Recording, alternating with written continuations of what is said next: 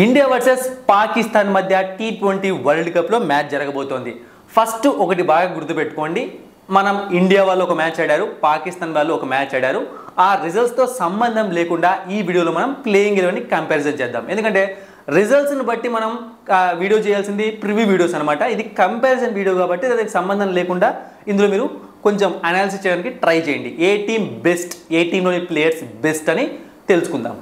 So first అయితే మీరు Telugu Buzz Telegram ఛానల్లో జాయిన్ అవ్వండి. డిస్క్రిప్షన్ బాక్స్లో లింక్ ఉంది. ఎందుకు జాయిన్ అవ్వాలి అంటే ఫస్ట్ అండ్ ఫార్మోస్ట్గా మనం క్విక్ క్రికెట్ అప్డేట్స్ అనమాట, మీకు తెలియని స్టాట్స్ అంటే మీకు క్రికెట్ నాలెడ్జ్ పెంచుకునే స్టాట్స్, అలాగే ఇంపార్టెంట్ అప్డేట్స్ ప్రొవైడ్ చేస్తాము. దాంతో పాటుగా మనం మ్యాచ్ ప్రిడిక్షన్స్ అనమాట ఫ్రీగా ప్రొవైడ్ చేస్తాము. ఫేక్ ఛానల్స్లో జాయిన్ అవ్వకండి, ఎందుకంటే కొంతమంది మన ఛానల్ పేరుతో అమౌంట్స్ తీసుకుంటున్నారు అనమాట. మనం ఎప్పుడు కూడా అలాంటి పని చేయమన్నమాట. డిస్క్రిప్షన్ బాక్స్లో Telugu Buzz Telegram channel link ఉంది, వెంటనే వెళ్ళి జాయిన్ అవ్వండి, అసలు మిస్ అవ్వకండి. India versus Pakistan match prediction కూడా అక్కడే వస్తుంది. సో ఫస్ట్ మనం కెప్టెన్స్తోనే స్టార్ట్ చేద్దాం. రెండు teams captains, India captain Rohit Sharma, Pakistan captain Babar Azam. So ఇద్దరి మధ్య కంపారిజన్ చూసాము అంటే రోహిత్ శర్మ ఐసీసీ ట్రోఫీలు గెలవకపోయిండొచ్చు, కానీ అతని వర్త్ ఏంటి, తన కెపాసిటీ ఏంటి, తన క్యాపబిలిటీ ఏంటి మనకు తెలుసు. అంటే హీఈస్ ద బెస్ట్ లీడర్ అనమాట. అది మనం చూస్తూనే ఉన్నాం. ఐపీఎల్ కానీ, వేరే టోర్నమెంట్స్ కానీ, లేకుంటే వేరే మ్యాచెస్ కానీ, ఇంటర్నేషనల్ మ్యాచెస్ కానీ.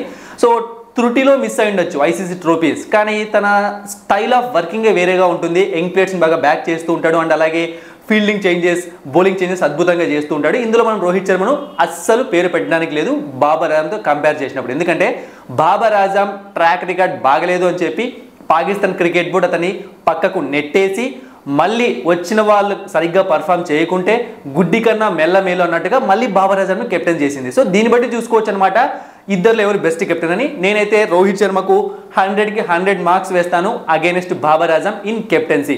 సో ఇది ఎవరికైనా నచ్చకపోతే నేనేం చేయలేను, ఇది నా ఒపీనియన్. ఇక నెక్స్ట్ మనం ఓపెనర్స్ దగ్గరకు వద్దాం. సో ఓపెనర్స్, మన ఓపెనర్స్ ఎవరు? రోహిత్ శర్మ, విరాట్ కోహ్లీ. వాళ్ళ openers Babar Azam and Mohammad Rizwan. So మళ్ళీ ఓపెనింగ్ స్లాట్ని తీసుకున్నాడు బాబర్ ఆజమ్. సో అంటే ఈ ఓపెనింగ్ కంపారిజన్ చేసినప్పుడు నాకు కొంచెం నవ్వు వస్తుంది, నాకు తెలిసి మీకు నవ్వు వస్తూనే ఉంటుంది. ఎందుకంటే రోహిత్ శర్మ, విరాట్ కోహ్లీ, ఒకవేళ రోహిత్ శర్మ యశస్వి జైస్వాల్, రోహిత్ శర్మ శుభ్మన్ గిల్, ఇంకా ఎవరైనా ఉంటే ఇక్కడ కంపేర్ చేయడానికి మనకు కొంచెం ఛాన్సెస్ ఉండేటివి. వరల్డ్లోనే బెస్ట్ ప్లేయర్స్ మన ముందు కనిపిస్తున్నారు. Rohit Sharma, Virat Kohli, hit man and the king. So ఇద్దరు కలిపి ఆడితే రికార్డ్స్ బద్దలవడం ఖాయము. ఆల్రెడీ ఎన్నో రికార్డ్స్, అది 1-2 కాదనమాట, కొన్ని నంబర్ ఆఫ్ రికార్డ్స్ బ్రేక్ చేశారు. వీళ్ళిద్దరూ తక్కువ మ్యాచెస్ ఓపెనింగ్ చేసి ఉండొచ్చు, కానీ ఆ రికార్డ్ చూసుకున్నా సరే ఇద్దరు ఓపెనింగ్ చేసినప్పుడు కానీ, ఇద్దరు కలిసి పార్ట్నర్షిప్ని బుల్డ్ చేసినప్పుడు కానీ వీళ్ళని కొట్టే వాళ్ళు నాకు తెలిసి ఈ ప్రపంచ క్రికెట్లోనే ఎవరు లేరు. అలాంటి ప్లేయర్స్ ఉన్నారు. అదే మనం ఇక్కడికి వచ్చాము అంటే బాబర్ ఆజమ్ని అండ్ మొహమ్మద్ రిజ్వాన్ నేను తక్కువ చేయట్లేదు. సో ఇక్కడ మనం రోహిత్ శర్మతో, విరాట్ కోహ్లీతో కంపేర్ చేసినప్పుడు ఆటోమేటిక్గా వాళ్ళు తక్కువ అయిపోతున్నారు, దాన్ని ఎవరు ఏం చేయలేరు అనమాట. ఇక బాబర్ ఆజమ్ విషయానికి వచ్చాము అంటే T20లో మనం చాలామంది అంటే మన క్రికెట్ ఫ్యాన్స్ అంటే మన దగ్గర ఫ్యాన్ వార్స్ ఉంటాయి కాబట్టి విరాట్ కోహ్లీని అంటూ ఉంటారు స్ట్రైక్ రేట్ తక్కువగా ఉందని. ఇప్పుడు అన్నర్లేండి, ఎందుకంటే ఐపీఎల్లో తనట్టు ప్రూవ్ చేసుకున్నాడు. But Babar Azam strike rate మరి ఘోరం అనమాట. టెస్ట్ క్రికెట్ ఆడుతూ ఉంటాడు T20 ఫార్మాట్లో కూడా. అలాంటి బ్యాట్స్మెన్ని మనం విరాట్ కోహ్లీతో కానీ, రోహిత్ శర్మతో కానీ కంపేర్ చేయలేము. ఇక మొహమ్మద్ రిజ్వాన్ దగ్గరికి వచ్చాము అంటే మంచి T20 ప్లేయర్, చాలా అద్భుతమైన ప్లేయర్, చాలా టాలెంట్ ఉన్న ప్లేయర్. సో బట్ కంపేర్ చేసినప్పుడు మాత్రం ఇక్కడ ఇద్దరిలో ఎవరితో కంపేర్ చేసినా నన్ను అడిగితే మాత్రం ఇండియన్ ప్లేయర్సే ఫెంటాస్టిక్ అని చెప్తాను.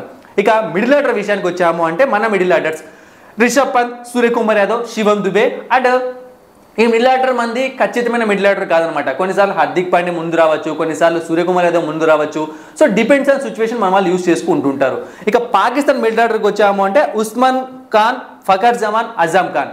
సో ఇక్కడ ఈ రెండు మిడిల్ ఆర్డర్స్లో ఒక పేరును మనం ఖచ్చితంగా మెన్షన్ చేస్తాను, ఫఖర్ జమాన్. హీఈస్ ద చాలా మంచి ప్లేయర్ అనమాట. పాకిస్తాన్ టీంలో ఉన్న వాళ్ళలో ప్రెజర్ సిచ్యువేషన్స్లో చాలాసార్లు చాలా అద్భుతంగా పర్ఫామ్ చేశాడు. పెద్ద ఐసీసీ టోర్నమెంట్స్లో కూడా టీం ఫెయిల్ అయినప్పుడు కూడా తను బాగా పర్ఫామ్ చేశాడు కాబట్టి అతనికి మాత్రం నేను మార్క్స్ వేస్తాను. But middle order versus middle order చూసినప్పుడు మాత్రం ఒకసారి చూసామంటే రిషబ్ పంత్ వర్సెస్ ఎగ్జాంపుల్ అంటే ఇప్పుడు మొహమ్మద్ రిజ్వాన్ వికెట్ కీపింగ్ చేస్తున్నాడు, కానీ సో ఫస్ట్ అయితే అజమ్ ఖాన్ స్టార్ట్ చేశాడు వికెట్ కీపింగ్, బట్ ఆ ఫిట్నెస్ ఇష్యూస్ కారణంగా తనని కంటిన్యూ చేయట్లేదు. సో అలా కంపేర్ చేసుకున్నా సరే రిషబ్ పంత్ ముందు అజమ్ ఖాన్ ఎందుకు కూడా సెట్ కాడు. మేబీ తను వాళ్ళ పిఎస్ఎల్లో అద్భుతంగా ఆడచ్చు, వాళ్ళ డొమెస్టిక్ టోర్నమెంట్లో అద్భుతంగా ఆడచ్చు. బట్ నేను ఇక్కడ ఏం చెప్తానంటే ఇక్కడ నేను బాడీ షేమింగ్ చేయట్లేదు అనమాట. ఎవరి బాడీ వాళ్ళది, ఎవరి ఫిట్నెస్ వాళ్ళది. సో ఒకవేళ ఇలాంటి ప్లేయర్ అంటే ఫిట్నెస్ గురించి మాట్లాడుతున్నాను, ఇట్లా ఫిట్నెస్ లేని ప్లేయర్ ఒకవేళ టీమిండియాలో ఉంటే ఖచ్చితంగా టీమిండియాలో ప్లేయింగ్ ఎలెవెన్లో కాదు కదా, కనీసం స్క్వాడ్లోకి కూడా కన్సిడర్ చేసేవాళ్ళు కాదు. సో దాని ప్రకారం చూసుకున్నప్పుడు అజమ్ ఖాన్ నన్ను అడిగితే మాత్రం అన్ఫిట్ ప్లేయర్ అని చెప్తాను. నెక్స్ట్ ఇండియాతో ఆడే మ్యాచ్లో అతను సెంచరీ చేసినా సరే ఇదే మాట మీదే ఉంటాను, ఎందుకంటే 1-2 మ్యాచ్లు కాదు, ఫిట్నెస్ అనేది ప్రతి మ్యాచ్కు ఉంటుంది. సో ఆ విధంగా చూసుకున్నప్పుడు అజమ్ ఖాన్కి రిషబ్ పంత్కి కూడా ఏ విధంగా కూడా ఇక్కడ మనం పోలిక పెట్టలేము. ఇక నెక్స్ట్ ఆల్రెడీ చెప్పాను అనమాట, ఫకర్ జమాన్ మంచి ప్లేయరే, బట్ సూర్యకుమార్ యాదవ్ గురించి మనకు తెలుసు ఇంటర్నేషనల్ అంటే టోర్నమెంట్స్లో అంటే ఐ మీన్ ఇట్లా ఐసీసీ టోర్నమెంట్స్లో కొంచెం ఫామ్ డిప్ అవుతున్నా, మేబీ అది ప్రెజర్ వల్ల అయ్యుండొచ్చు. కానీ బట్ ఇద్దరిని కంపేర్ చేస్తే 1-2 మార్కులు మాత్రం ఫకర్ జమాన్కి ఇస్తారు, ఎందుకంటే ప్రెజర్ సిచ్యువేషన్లో అద్భుతంగా ఆడతారు. కానీ సూర్యకుమార్ యాదవ్ ప్రైమ్ ఫామ్లో ఉన్నాడు అంటే ఫకర్ జమాన్ లాంటి ఇద్దరు ప్లేయర్స్ని కూడా చాలా ఈజీగా తోసేయగలడు పక్కకి. సో అది అనమాట. ఇక next Shivam Dube and Usman Khan. So Shivam దుబేని మనం రీసెంట్ ఐపీఎల్లో చూసాం, తర్వాత ఐపీఎల్ మధ్యలో నుంచి సరిగ్గా ఆడట్లేదు, కానీ ఇద్దరి మధ్య కంపారిజన్ చేయొచ్చు అనమాట. బట్ ఇక్కడ చూసామంటే శివం దుబే దగ్గర కొన్ని స్కిల్స్ ఎక్కువగా ఉన్నాయి ఉస్మాన్ ఖాన్తో కంపేర్ చేస్తే, సో అందుకే కొన్ని మార్క్స్. బట్ మిడిల్ ఆర్డర్లో అయితే కొంచెం టఫ్ కాంపిటీషన్ ఇస్తుందని మీరు అనుకోవచ్చు, కానీ కొన్ని ఎక్కువ మార్క్స్ అనమాట. 100కి మన వాళ్ళకు 95 మార్క్స్ పడితే వాళ్ళకి మేబీ 70-75 అంటే దగ్గర వరకు రాగలరు, కానీ మన మిడిల్ ఆర్డర్ని వాళ్ళు బీట్ చేయలేరు. ఇక నెక్స్ట్ ఆల్రౌండర్స్ విషయానికి వచ్చాము అంటే ఇక్కడ మన టీంలో శివం దుబే కూడా ఆల్రౌండరే, బట్ నేను ఇక్కడ వేయట్లేదు. సో హార్దిక్ పాండ్యా, రవీంద్ర జడేజా, అక్షర్ పటేల్. అదే వాళ్ళ టీంలో చూసామంటే ఇఫ్తిఖర్ అహ్మద్, షాదాబ్ ఖాన్. సో మన టీంలో ఉన్న ఆల్రౌండర్స్ హార్దిక్ పాండ్యా ఎలాంటి ఆల్రౌండర్ మనకు తెలుసు. సో ఆల్రెడీ చెప్పాను, ఫ్యాన్ వార్స్ ఉన్నప్పుడు మనం ఎన్నైనా మాట్లాడచ్చు, కానీ మనం పాకిస్తాన్తో కానీ వేరే కంట్రీతో ఎవరితో అయినా సరే పోటీ పడుతున్నప్పుడు మన ప్లేయర్ కెపాసిటీ ఏంటో మనం మాట్లాడుకోవాలి. హార్దిక్ పాండ్యా బౌలింగ్ చేయగలడు అండ్ బ్యాటింగ్ చేస్తూ ఇన్నింగ్స్ని బుల్డ్ చేయగలడు, అలాగే మ్యాచ్ని ఫినిష్ కూడా చేయగలడు, అండ్ పాకిస్తాన్ పైన కూడా చాలా మంచి ట్రాక్ రికార్డు ఉన్న ప్లేయర్. ఇక Ravindra Jadeja world's number 1 all rounder అనమాట, బ్యాటింగ్ అయినా బౌలింగ్ అయినా, స్పిన్ బౌలింగ్, సో అద్భుతంగా. ఇక Axar Patel one of the most underrated bowler, ఎందుకంటే జడేజా ఉండడం వల్ల చాలా మ్యాచ్లో ఛాన్సెస్ రావట్లేదు, బట్ ఛాన్స్ వస్తే మాత్రం he can cross Jadeja also. ఈ విషయం కొంతమంది ఒప్పుకోకపోవచ్చు, ఎందుకంటే ప్రెజర్ సిచ్యువేషన్స్లో చాలా ఈజీగా మ్యాచ్ని అవే చేస్తూ ఉంటాడు అపోజిషన్ టీం దగ్గర నుంచి, అందుకే. ఇక నెక్స్ట్ చూసాము అంటే ఇక్కడ ఇఫ్తిఖర్ అహ్మద్, షాదాబ్ ఖాన్. ఇఫ్తిఖర్ అహ్మద్ ఎక్కువగా బ్యాటింగ్ పైన ఫోకస్ చేస్తాడు, హిట్టింగ్ చేయడానికి. షాదాబ్ ఖాన్ ఓకే మంచి ఆల్రౌండర్ అనమాట, బ్యాటింగ్ బౌలింగ్. బట్ మనం చూసామంటే మన దగ్గర ఆల్రౌండింగ్ డిపార్ట్మెంట్ చాలా స్ట్రాంగ్గా కనిపిస్తుంది అనమాట, ఎక్కువ పాయింట్స్ మనకే వచ్చేస్తాయి. అంటే ఏ పోటీ లేకుండా నేను వన్ సైడ్గా వారైతే మన వాళ్ళకి ఇచ్చేస్తాను. ఇక నెక్స్ట్ చూసాము అంటే ఇక్కడ నేను స్పిన్నర్స్ని ఇంక్లూడ్ చేయట్లేదు, ఎందుకంటే స్పిన్నర్స్ ఆల్రౌండర్స్ ఇక్కడ కలిసిపోతున్నారు అనమాట, అందుకే డైరెక్ట్గా పేస్ బౌలర్స్ దగ్గరికి వెళ్ళిపోతున్నాను. ఒకసారి చూసామంటే జస్ప్రీత్ బుమ్రా, హర్షదీప్ సింగ్, మొహమ్మద్ సిరాజ్. ఇక వాళ్ళ టీంలో షాహీన్ అఫ్రిది, నజీమ్ షా, మొహమ్మద్ అమీర్, హారిస్ రఫ్. సో మనకి ఆల్రౌండింగ్ డిపార్ట్మెంట్ కొంచెం స్ట్రాంగ్గా కనిపిస్తుంది, ఎక్కువ మంది ఉన్నారు, ఒకరు ఎక్కువ అవుతారు ఆల్రౌండర్లో.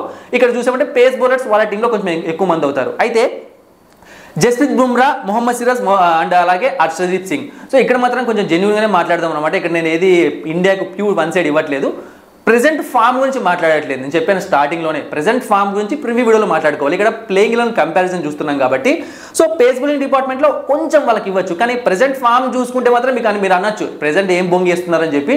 సో దాని ప్రకారం వెళ్తే నేను ఖచ్చితంగా ఇండియాకే వెళ్తాను, కానీ నేను ఓవరాల్గా చెప్తున్నాను కాబట్టి షాహీన్ అఫ్రిది, నజీమ్ షా, మొహమ్మద్ అమీర్, హారిస్ రఫ్ అనమాట, చాలా మంచి బౌలర్స్ ఉన్నారు. బట్ ఇలాంటి బౌలర్స్ని కూడా మన కోహ్లీ లేకుంటే రోహిత్ శర్మ, ఎందుకంటే రోహిత్ శర్మ షాహీన్ అఫ్రిది పైన ఎప్పుడైతే ఆడాడో ఆ రోజు నుంచి తన ఫామ్ పూర్తిగా డిప్ అయిపోయింది.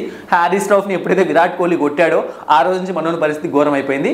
సో కంపేర్ చేసుకున్నప్పుడు మాత్రం కొంచెం ఎక్కువ పాయింట్స్ అంటే ఒక 10-15 పాయింట్స్ అనేవి పాకిస్తాన్కి ఇవ్వచ్చు మనం, ఎందుకంటే మొహమ్మద్ సిరాజ్ అండ్ హర్షదీప్ సింగ్ సో వీళ్ళు ఎప్పుడు ఎలా బౌలింగ్ చేస్తారో మనకు తెలియదు, ఏ మ్యాచ్లో బాగా బౌలింగ్ చేస్తారో తెలియదు, వాళ్ళు అన్ప్రిడిక్టబుల్ బౌలర్స్ అనమాట. అదే జస్ప్రీత్ బుమ్రాని తీసుకున్నాము అంటే ఇక్కడ ఉన్న 4 బౌలర్స్ని కొట్టేస్తాడు. జస్ప్రీత్ బుమ్రాతో 4ని కంపేర్ చేసినా హీఈస్ కన్సిస్టెంట్ అండ్ ఇతను అనుకున్న లెంత్, అక్యూరసీ కరెక్ట్ మెయింటైన్ చేస్తాడు. సో ఓవరాల్గా చూసుకున్నామంటే మాత్రం నన్ను అడిగితే మాత్రం పాకిస్తాన్ ప్లేయింగ్ 11 మన ప్లేయింగ్ 11 ముందు ఏ విధంగా కూడా పనికిరాదు. మనం మ్యాచ్కి ముందు అనాలిసిస్ చేస్తే ఇది ఏ మ్యాచ్ని ఇక్కడ కొలమానంగా మెజర్గా తీసుకోవట్లేదు. So India is in very good position అనమాట. ఈ విధంగా ఉంది Indian playing 11 comparison and Pakistan playing 11 comparison. So నాకు తెలిసి ప్రతి ఒక్కరు ఆల్మోస్ట్ 100లో 90 మంది 95 మంది ఖచ్చితంగా ఈ వీడియోతో యాక్సెప్ట్ చేస్తారు అనుకుంటున్నాను అనమాట. అంటే ఎమోషన్గా కూడా నేను మాట్లాడట్లేదు ఇక్కడ ఇండియా పాకిస్తాన్ మ్యాచ్ అని చెప్పి, సో లాజికల్గానే మాట్లాడుతున్నా ఏ టీం స్ట్రాంగ్గా ఉందని చెప్పి. అండ్ ఇంకొక విషయం బాగా గుర్తుపెట్టుకోండి, బౌలింగ్ అయినా బ్యాటింగ్ అయినా వాళ్ళు కొన్ని రికార్డ్స్ ఉంటాయన్నమాట. ఇన్ని మ్యాచెస్లో ఎన్ని ఎక్కువ వికెట్స్ తీసుకోవడం, ఈ టోర్నమెంట్లో ఎక్కువ రన్స్ చేయడం, బాబర్ ఆజమ్ అని ఇట్లాంటి వాళ్ళు. సో ఒకటి మనం బాగా గుర్తుపెట్టుకోవాలి ఏంటి అంటే, మనం అరౌండ్ ద గ్లోబ్ ఇంపార్టెంట్ టీమ్స్తో మనం మ్యాచ్లు ఆడుతూ ఉంటాం. For suppose Australia, New Zealand, south Africa, so ఇలాంటి టీమ్స్తో మనం ఎక్కువగా మ్యాచ్లు ఆడుతూ ఉంటాం. కానీ వీళ్ళు మనం మాట్లాడుకున్న టీమ్స్తో తక్కువ మ్యాచ్లు ఆడి చిన్న చిన్న టీమ్స్తో ఎక్కువ మ్యాచ్లు ఆడుతూ ఉంటారు. సో ఒకవేళ అవే జింబాంబే లేకుంటే ఐర్లాండ్ ఇలాంటి వాళ్ళతో మన వాళ్ళు ఎక్కువ సిరీస్లు ఆడారు అనుకోండి, సంవత్సరంలో ఒక 2 సిరీస్లు ఎక్కువ అవసరం లేదు, 2-3 సిరీస్లు ఆడారు అనుకోండి, మన బ్యాట్స్మెన్ రికార్డులు ఇక ప్రపంచంలో ఎప్పటికీ ఎవరు కొట్టలేని రికార్డ్స్ అయిపోతాయి. సో ఆ విధంగా చూసుకున్నప్పుడు ఖచ్చితంగా టీమిండియా ఈజ్ వెరీ స్ట్రాంగ్ అనమాట ప్లేయింగ్ 11 డిపార్ట్మెంట్ ప్రకారం. సో మనం ప్రివ్యూ వీడియోలో పాస్ట్ రికార్డ్స్ అంటే పాస్ట్ మ్యాచెస్ ప్రకారం ఎవరు స్ట్రాంగ్ ఉన్నారు ఏంటని తెలుసుకుందాం. ఆ వీడియో కూడా త్వరలోనే వస్తుందన్నమాట ఈరోజే. సో తప్పకుండా తెలుగు బస్ ఛానల్ సబ్స్క్రైబ్ చేసుకోండి, అలాగే తెలుగు బస్ టెలిగ్రామ్ ఛానల్లో జాయిన్ అవ్వండి. డిస్క్రిప్షన్ బాక్స్లో లింక్ ఉంది. Thank for watching and supporting మీ. మరిన్ని ఇంట్రెస్టింగ్ వీడియోస్ కోసం సబ్స్క్రైబ్ చేయడం మర్చిపోకండి.